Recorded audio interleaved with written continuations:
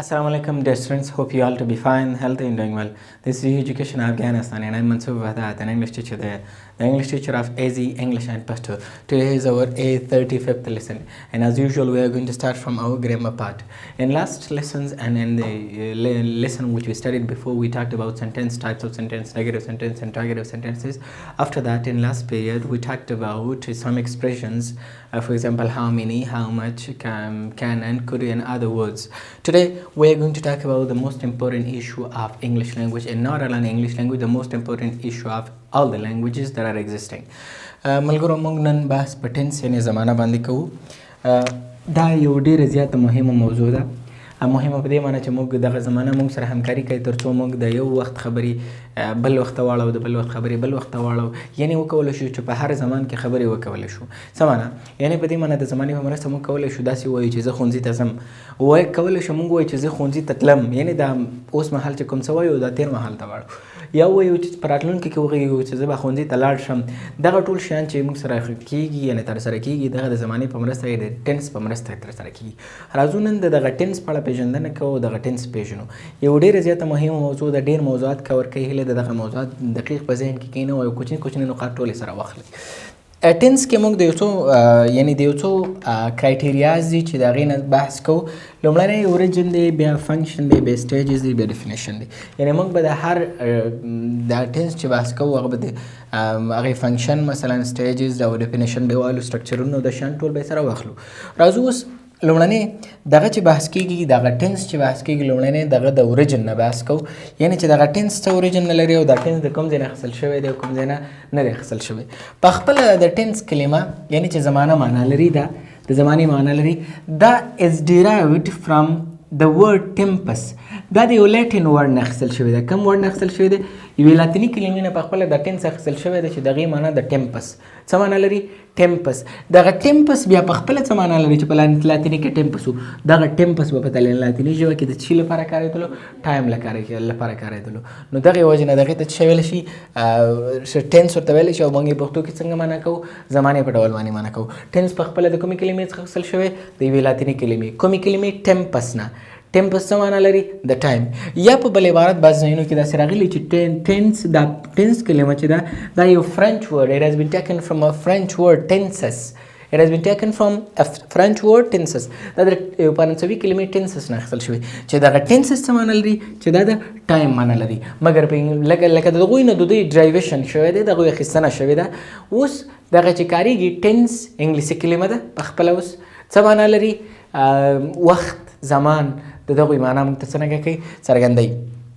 دا د ټنس اوریجن چې د ټنس په خپله څنګه راپیدا شوی او څه معنا لري. راځو فنکشن. یعنې فنکشن څه ته ویلی شي؟ هر ورډ ځان ته فنکشن لرلی شي. فار ایگزامپل یا به د ورډ فنکشن ناون وي، یا به ورب وي، یا به ایجکټیو وي، یا به اډورب وي، یا به کنجکشن. داسې یو فنکشن به ترسره کوي. دغه ټول پارټس اف سپیچ چې وو دا فنکشن یې وي د دې ورډز لپاره. راځو د دې هغه لپاره مثلا د ټنس لپاره څنګه فنکشن دي، یعنې د ټنس په خپله څه فنکشن لري. دا ورب دی، ناون دی، ایجکټیو دی، اډورب دی، کنجکشن دی، انټرجکشن دی. They all are called the functions of the verb.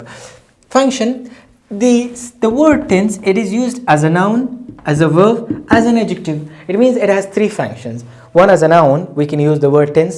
As a verb we can use that. As an adjective we can use the word tense. دا هم د ناو اسم، هم د فعل او هم د صفت په ډول باندې څنګه کوو؟ کارو. راځو لومړی as a noun. که چېرته تاسو ټنس ګورئ مثلا چېرته لیکل شوی دی چې I am tense. څه معنا؟ I am نه مثلا وایي چې in this tense که چېرته in this tense وګورئ معنا دا څه معنا ولري؟ دا معنا ولري چې په دې زمانه کې ټنس ته ویلی شي زمانې ته. نو هر کله چې دغه ټنس کلمه چې کومه ده دا از ناون راشي بیا یې څه معنا لري؟ بیا د ټایم یا د ایرا معنا ځان سره لري. څه معنا ځان سره لري؟ د ټایم یا د ایرا. مګر هر کله چې دغه کلمه بیا د ور په ډول راشي نو درې فنکشنه موږ ویل لري: ورب، ناون او ایجکټیو. کله چې بیا د ور په ډول راځي په ورب دا معنا ده میک سم ون ډپریس، یعنې یو څوک څنګه کول؟ داسې یو مشوش سازول، یو څوک داسې پازابول، تکلیفول، دې ته ټنس وایي. فار ایگزامپل مثلا موږ وایو چې don't tense anyone. هیڅوک هم څنګه کوه هیڅوک هم مه پازابه او مه تکلیفوه دا لکه د ټینس معنا د ایجکټیو په ډول د ناون په ډول خو دا شو مثلا چې ان دس ټینس په دې زمانه کې یو هاف ټو ورک هارد موږ باید سخت کار وکړو یا که دغه ټینس کلمه مثلا موږ د هغه ور په ډول کارو بیا ټینس هغه ته ویلی شي یو څه ډیفریس کول پازابول مثلا یو څوک مشوش کول فور ایگزامپل ډو ناټ ډیپریس اني ون دا یو جمله ده د هغې په ځای موږ ډو ناټ ټینس اني ون سو سمپل they have the same meaning as a verb it means that makes someone depressed. Third, as an adjective it means sad or unhappy. As an adjective څه معنا لري دا د sad او unhappy معنا لري خپه لکه مثال په ډول موږ وایو چې I am really tense today. I am really tense today. زه نن ډېر زیات خپه یم یا نن ډېر زیات مثلا خپه یم ستړی یم دغې لپاره موږ څه کارولی شو هم ټینس کارولی شو مګر دلته چې موږ په ګرامټیکل اصطلاح کارو د ګرامر کې مثلا دغه د ورب او ناون او ایجکټیو دغه دندې به نه ترسره کوي دا به یو داسې جوړښت شو یو ډول جوړښت شو چې هغه موږ ته د مختلفو وختونو بحث کوي چې وروسته راشي هغې نه بحث وکړو موږ دغه ټینس چې وایو یعنې دغه ټینس په اړه چې بحث کوو په هره پیره هر ځل چې موږ دغه درس ورکوو موږ به د 12 یا 14 ټینسونو نه وروسته بحث وکړو په دې باندې په دغه کې موږ مثلا د هر ټینس لپاره درې سټیجونه تاسو ته وایو first stage will be its syntax stage لومړنی سټیج به دغه د سینټیکس سټیج اوسي د چی سټیج به اوسي د سینټیکس سټیج کې موږ دغه لپاره مثلا چې لرو فارمول لرو یا سبجیکټ ور پلس کمپلیمنٹ همداسې به درته د ټینس وخیو چې د ټینس کې کله موږ یو جمله جوړو څنګه جوړو کوم جوړښت پکې راځي کوم جوړښت پکې نه راځي دغه ته سینټیکس سټیج وایي دویم موږ په بحث ایکسپلینیټری سټیج کې وکړو یعنې په دې کې به څه راشي ډیفینیشنز به راشي څنګه راشي ډیفینیشن یعنی کله چې موږ بحث وکړو چې دغه ټینس مثلا کوم سټرکچر لري جملې پکې څنګه په جوړښت باندې جوړیږي لغه نور موږ بحث کوو چې یعنی دغه ټینس چې کوم دی مثلا سمپل پریزنټ ټینس موږ وایو دغه تعریف څنګه دی یعنی څنګه هغه موږ تعریفولی شو او اخرنی موږ دغه امپلیمنټ سټیج یعنی په هغې کې به اگزامپلز جوړو څه به کوو اگزامپلز به په دغه کې جوړو دغې ته بیا امپلیمنټینګ سټیج ویلی شي یا د عملي کېدو دغه پړاو ورته ویلی شي څلورم سټیج یعنی څلورم برخه چې موږ د ټینس په اړه وایو دغه د ټینس ډیفینیشن دی موږ لکه ټینس په دې په اړه معلومات کنسپټ ترلاسه کړو چې ډېر مهم موضوع ده د هرې ژبې لپاره موږ سره د همکاري کوي چې مثلا په هر زمان کې خبرې وکړو دغه راته تشخیصوي موږ سره همکاري کوي تر څو وکولی شو هم په تیر کې خبرې وکړو هم په حال کې هم په راتلونکي کې هم په نه پېښه شوې زمانه کې وایي ډیفینیشن یې داسې دی چې ټینس از د فورم اف د ورب وایي دا د فعل چې کوم دی یو قسم دی یو ډول دی یو شکل دی وایي which shows when does an action happen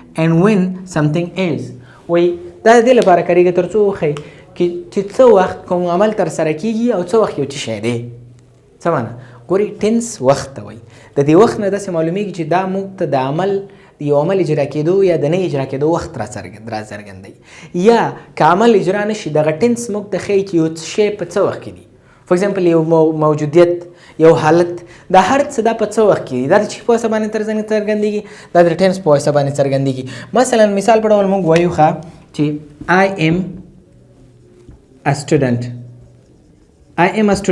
زه یو زده کوونکی یم ګورئ دا خپل یوه زمانه د هره جمله په یوه زمانه کې جوړېږي ګورئ which show when does an action happen دې کې یو اکشن پېښ شوی نه when something is ګوره زه یم که نه په څه وخت کې یم I am a student دغه ام نه داسې معلومیږي چې اوس مهال یم اوس مهال که چېرته دا موږ واز ته چینج کړو واز نه بیا داسې معلومیږي چې اوس کې نه بلکې په تیر کې وو نو دا سمپل پریزنټ ټینس شو دا سمپل پاست ټینس شو دغه چې موږ ته دغه بیلوي مثلا اوس پریزنټ او اوس پاست دغې ټولو ته څه ویلی شي ټینسونه ویلی شي فور ایگزامپل زه وایم چې I am going to school زه ښوونځي ته روان یم دا لکه اوس داسې زمانه شو چې په اوس مهال کې زه ښوونځي ته ځم اوس دغه عمل موږ غواړو په تیر کې وښیو موږ وایو چې I was going to school زه ښوونځي ته تلم روان وم نو دغې ښودلو لپاره دغې څرګندولو لپاره موږ د ټینس موضوع لرو یا دغه د ټینس فورم لرو چې موږ یې کاروو او دغه شان موږ ته څنګه کوي تشخیصوي سمپل یې موږ ویلی شو چې ټینس دی دا د یوې لاتیني کلمې څخه اخیستل شوی دی چې د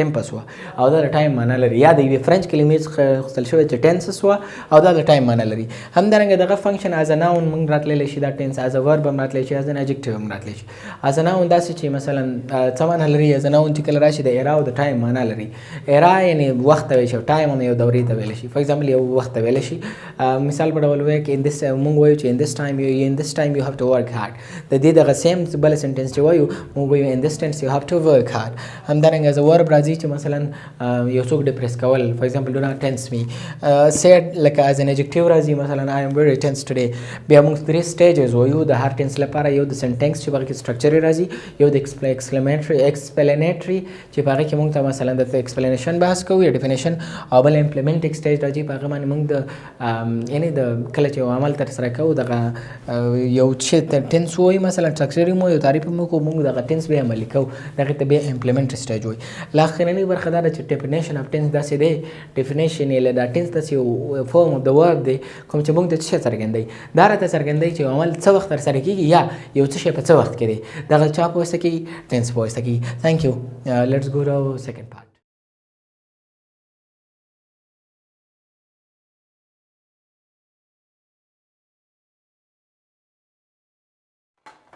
coming to words follow me demonstrate demonstration depend depress descend describe desert demonstrate demonstration depend depress descend describe desert demonstrate معنا دا مظاهره کول څرګندولو ته هم وایي for example you have to demonstrate for your own rights خپلو حقونو لپاره باید مظاهره وکړي یا موږ ویلی شو چې you can demonstrate what you want to do ته باید هغه شیان هغه کې ښکاره کړي یا څرګند کړي چې شی ته غواړې چې وکړي demonstration معنا ده مظاهره څه معنا ده مظاهره for example demonstration for someone's own right is illegal work د یو چا مظاهره د خپل حقونو لپاره یو ښه کار دی یو غوره کار دی ډیپینډ تکیه کولو ته ویلی شي تکیه کول یا باور کول په دې معنی چې مثلا یو چا ته وایي چې I depend محمود to do my work زه محمود باندې داسې تکیه کوم چې زما کار وکړي یا موږ ویلی چې in this life or in these days never depend on anyone to do your own work or to proceed your life په هېڅ چا باندې هم باور او تکیه مه کوئ تر څو خپل کارونه ورباندې مخ ته یوسئ ډپریس معنی خفه کول څه معنا خفه کول یا زړه ورتنګول مثلا موږ ویلی شو چې do not depress anyone یا موږ ویلی شو چې I was sitting in the class I got really depressed زه په صنف کې ناست وم ډېر زیات زړه تنګې شوم descend نازلول یا نازلېدل همدارنګه په میراث رسېدلو ته هم descend وایي for example this land has been descended to me and from my father دا ځمکه چې دا د زما پلار له طرف نه څنګه ده ماته په میراث کې رسېدلې ده یا قرآن has been descended to محمد peace be upon him قرآن محمد صلی الله علیه وسلم باندې نازل شوی describe معنا د تشریح کول څه معنا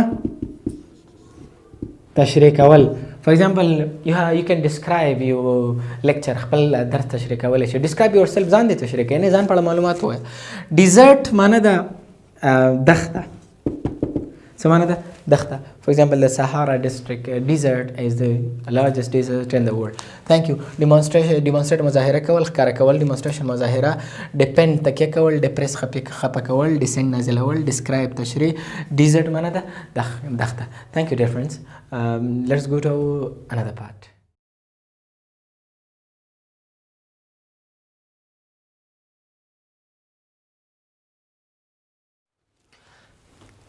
coming to sentences follow me I am an only child I am an only child I am an only male child I am an only male child don't take it in the wrong way don't take it in the wrong way this is what I am saying this is what I'm saying this is what I'm talking about this is what I am talking about I am an only child معنا زه د موره یو یم زه د موره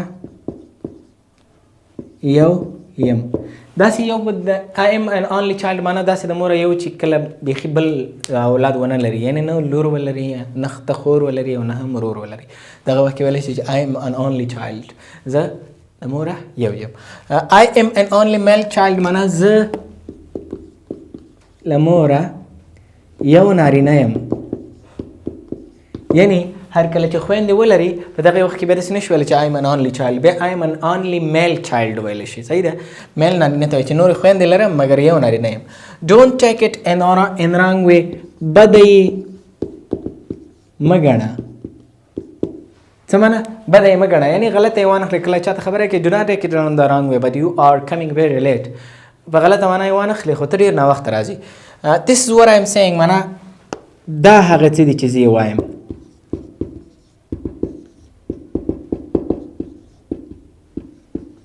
دا هغه څه دي چې زه وایم. کله چې څوک سمه خبره وکړي ستا په مخ کې نو تا ته چې there is something what I'm saying. دا هغه څه دي چې زه وایم. یا چاته خبرې کوي یو څوک درسره خپله خبره راغبرګه کړي درسره یو ځای ووایي نو تاسو ورسره دا څنګه وکړئ وکاروئ. This is what I am talking about. معنا دا هغه څه دي چې زه یې په اړه خبرې کوم. دا هغه څه دي چې زه یې په اړه خبرې کوم. This is what I'm saying او this is what I'm talking about. دا دواړه یو شی دی. کله چې یو څوک درسره اګري شي کنفرمیشن لپاره تاسو دا څنګه کولی شي ویلی شي. So I am an only child زه نه موره یم. I am only male child زه نه موره یو نارینه یم. Don't take it in the wrong way. په غلطه معنا یې مه اخله. This is what I'm saying. دا هغه څه چې زه یې وایم یا this is what I'm talking about. دا خبره ده چې زه یې کوم په اړه خبرې کوم. Thank you dear students.